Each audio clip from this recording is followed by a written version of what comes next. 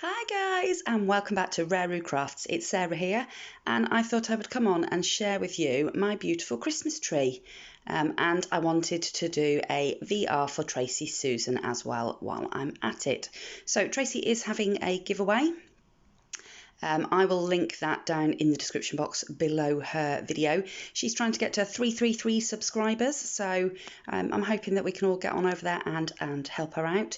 She does some amazing crafts. She does all sorts of crafts. She's a bit like myself, quite eclectic, but she does do some amazing mixed media work, so definitely get on over there and check it out. I will leave the link to Tracey's channel in the description box below this video. So, this is my Christmas tree. We did put it up at the weekend. We've got a few bits around the TV. So this is the bit that my daughter did, my 15-year-old.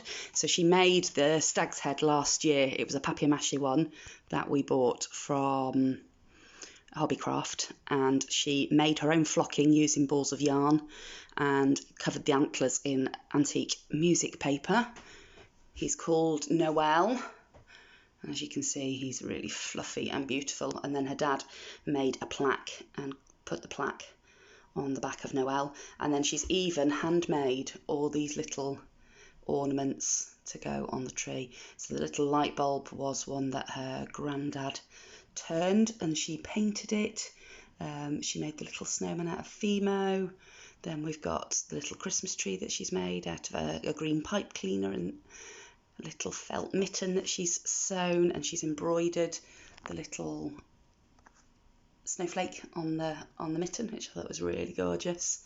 And then coming around this side, we've got the little gingerbread man that she's made out of cardboard. We've got the little sled, which was a little ornament that came in a pack, and she's just altered it with a bit of trim and a little stamp and things like that. And then she's made a little present as well, so I think she's got some ideas for some other things she's going to make for him this year. Noel stays up all year round and he gets decorated for the seasons, so he's got boxes of Halloween embellishments. She's going to make him some spring embellishments, decorate him for Valentine's, you name it, he gets decorated for it.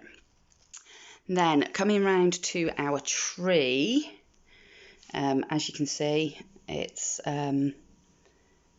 quite a full tree. We have had a new tree this year. I wanted one that was much fuller and had got all the different types of branches on it, so it looked a bit more real.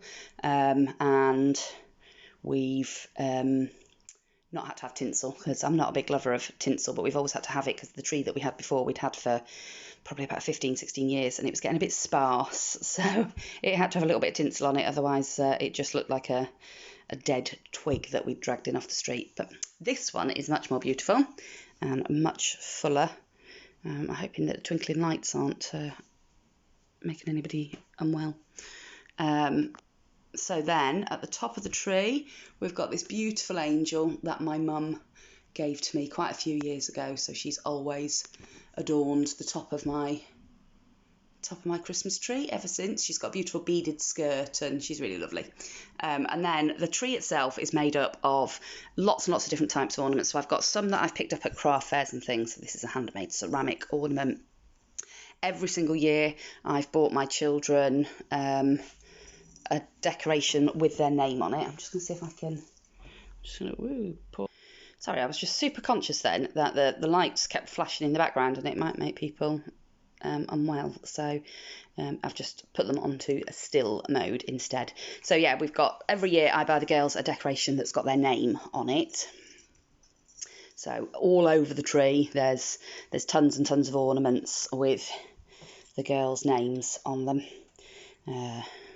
Try and get something different every year.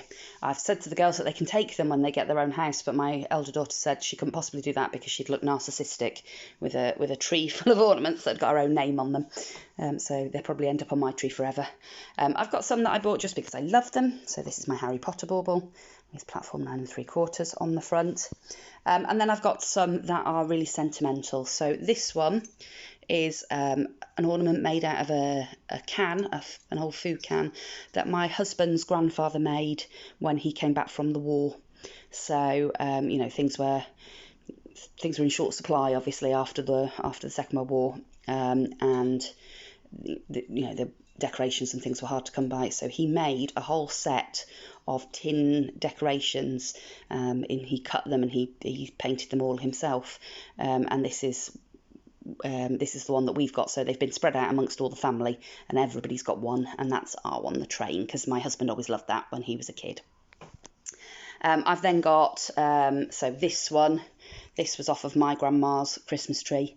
I've got a couple of ornaments from my grandma's tree that I remember from being a little girl. I've got other ones that are, just trying to see where there is one. I think there's one up around the top here. So the dove at the top there, that was from my mum's tree when I was little. So it's full of sentimental ornaments, which I absolutely love. There are a few handmade ones, so this is a little handmade one. I struggled to find a decoration with kids' names on it one year, but I found these tiny little baubles, so I crocheted a wreath to hang the little baubles in. And then I've got these really hideous little mice that were from mine and my husband's first ever Christmas tree. I'd been poorly in hospital, and when I came home, he'd been out and bought a Christmas tree and covered it in these ugly little mice and these little red shiny plastic baubles and loads of red tinsel. But it was so sweet of him to sort of go to the effort. That the mice have forever stayed on our Christmas tree, and they get sprinkled throughout the Christmas tree every single year. There's some knitted ones down the bottom here that my mum knitted for me. The cats like to try and have a play with those ones. This is one that my daughter made last year. It was just a papier-mâché base from Poundland.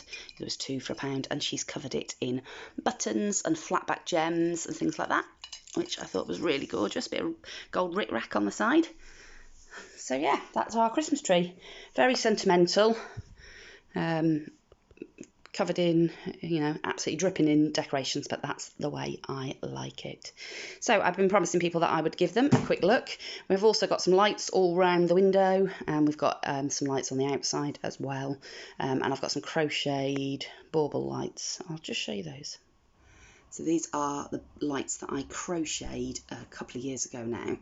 So they're like little baubles, crocheted little baubles, and then I've just threaded some lights, some really thin white lights on a wire just around the actual string that I've crocheted to hold all the bulbs on.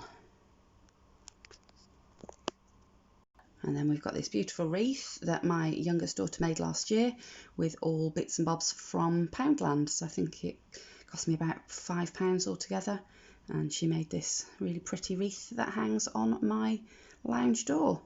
So that's it from me for this video. I hope you've enjoyed a look at the Christmas decorations that we have put up. And please, please, please don't forget to go on over to Tracey Susan's channel and check out her videos and subscribe and give her a thumbs up and let her know that I sent you over. So that's it from me for now. I'll see you all again very soon in another crafty video. Bye for now.